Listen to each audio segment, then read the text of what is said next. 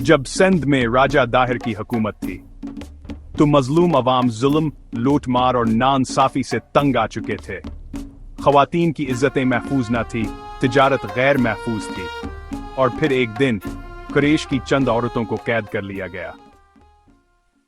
इन मजलूमों ने खिलाफत अंबिया को पुकारा और जवाब आया, एक बहादुर नौजवान तुम्हारी मदद के लिए आ रहा है।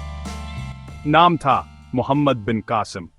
सिर्फ 17 साल की उम्र, लेकिन क़ियादत, जंगी हुकमत अमली और अदल में बेमिसाल।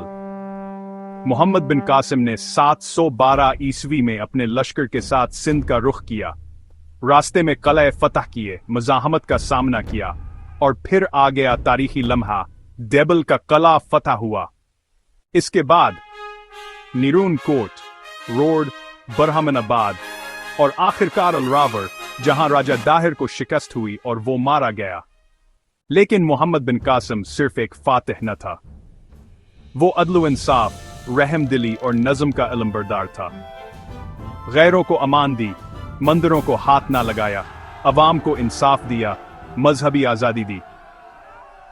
मगर अफसोस, सियासी साजिशों का शिकार होकर यही हीरो जिसने सिंध को जुल्म से आजाद करवाया, जेल में डाल दिया गया और 20 साल की उम्र में शहीद हो गया।